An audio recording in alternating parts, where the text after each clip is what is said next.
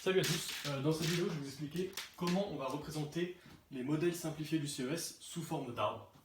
Alors déjà pourquoi on fait ça? Parce que les modèles du CES, donc le CES souhaite travailler avec des modèles de thermique de bâtiments simplifiés à base de réseau RC. Mais bon, ça c'est des modèles scientifiques, théoriques qu'on peut concevoir dans notre tête, mais c'est pas des objets informatiques. Donc nous il faut les représenter sous forme d'objets informatiques pour pouvoir les manipuler dans divers algorithmes. Alors, la représentation la plus simple et la plus adaptée pour ces circuits, d'après moi, c'est une représentation sous forme d'arbre. Pourquoi? Parce que les données s'y prêtent, et parce que les arbres, c'est un objet informatique assez pratique. Alors, comment représenter ça sous forme d'arbre? Bon, on va regarder. Alors d'abord, on va juste regarder les résistances, parce que c'est plus évident sur la résistance, et après on intégrera les condensateurs. Si on regarde les résistances, on voit que là, notre circuit, il se décompose déjà en deux morceaux. Il y a un premier morceau, qui est cette résistance-là, qui est en série avec un deuxième morceau, qui est ce bloc-là.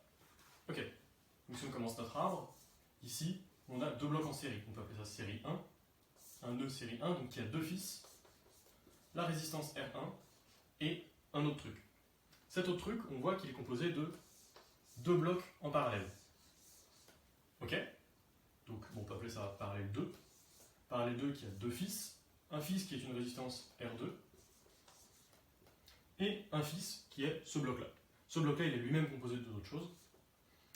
Donc on peut appeler ça S3, c'est deux blocs en série qui sont R3 et R4. Ok.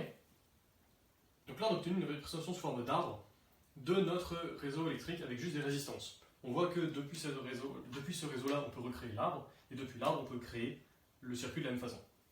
Donc on a un peu toutes les informations dont on a besoin, mais on a perdu les condensateurs en cours de route. Alors les condensateurs ne font pas vraiment une structure d'arbre, a priori. Par contre, on peut remarquer qu'ils sont toujours placés au même endroit sur notre représentation. Par exemple, si on regarde CA, qui est ici, il est entre R1 et l'autre bloc. Donc entre R1 ici et l'autre bloc ici qui sont en série. Donc R1, l'autre bloc. C1, du coup, on peut l'associer à S1. De la même façon, l'autre résistance, l'autre condensateur, CB, on voit qu'il est entre R3 et R4, qui sont aussi en série. Donc on se place ici, c'est pareil, R3, R4 qui sont aussi en série. Donc CB, pardon, ça s'appelle CA. CB est placé sur S3 aussi. Et le dernier qui est un peu différent, c'est CI. Alors CI, du coup, on ne va pas l'intégrer dans l'arbre, on va le prendre en compte autrement. Mais CI doit être là de toute façon, même s'il y a une seule résistance. C'est comme ça. Mais voilà, donc déjà on a vu comment intégrer toutes les autres résistances dans notre arbre en fait. Il suffit d'intégrer la liste des condensateurs sur le nœud série auquel ils sont associés. Donc par exemple là si on avait 3 branches en dessous de la liaison série, on aurait 2 condensateurs, un entre chaque morceau de la branche. Voilà, donc là on a réussi à intégrer les condensateurs dans notre arbre. Maintenant, une question qu'on peut se poser, c'est comment on modifie notre arbre une fois qu'on l'a créé? Qu'est-ce qui se passe si j'ai envie ici de rajouter un autre bloc en parallèle? Donc on va faire ça, ou ici d'ailleurs, ce sera plus simple. Hop, je vais créer un autre bloc que je vais appeler R6. Je le mets en parallèle avec R1. Comment je fais ça dans mon arbre? Donc, si on regarde dans mon arbre, en fait, j'avais deux blocs en série qui étaient R1 et l'autre truc. Et maintenant, je vais avoir deux blocs qui sont j'ai toujours deux blocs en série. Un bloc avec R1, R6 et un bloc avec l'autre truc. Comment je fais ça? R1, je le mets en parallèle avec autre chose. Donc, j'enlève ça. Ici, je crée un nouveau bloc parallèle, qu'on peut appeler par exemple parallèle 5, ou parallèle 4, ça va suffire, qui a deux fils qui sont R1 et R6. Et juste comme ça, j'ai modifié la forme de mon circuit. Donc là, c'est juste un exemple sur les liaisons parallèles. On peut faire la même chose sur les liaisons de série, il faut juste penser à rajouter des capacités à chaque fois, sinon ça marche pas bien.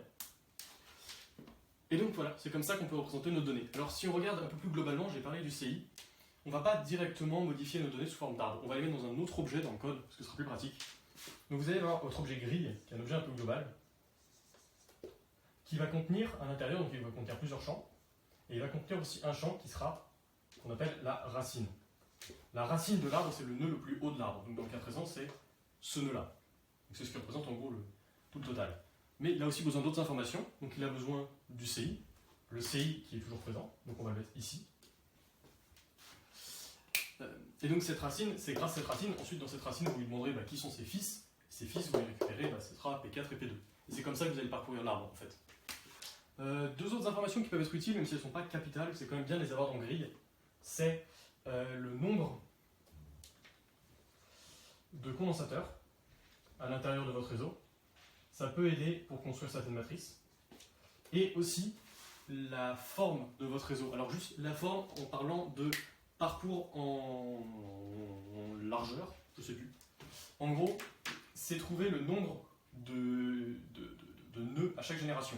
Par exemple, là, ici on a un nœud, ici on a deux nœuds, ici on a 1, 2, 3, 4 nœuds, et ici on a 2 nœuds. Donc la forme de cet arbre-là, ce serait 1, 2, 4, 2. Donc la forme. Cette forme-là, elle va être utile aussi pour des algorithmes qui permettront de fusionner des arbres assez rapidement. Voilà. Juste un dernier truc à remarquer sur ces arbres-là, c'est qu'il faut toujours que ce qu'on appelle les feuilles, donc les nœuds au bout de l'arbre, soient des résistances simples. Par construction, c'est obligé d'être des résistances simples, mais voilà, il faut toujours qu'ils le soient. Et donc c'est un peu près tout pour la représentation sous forme d'arbre des données du CES.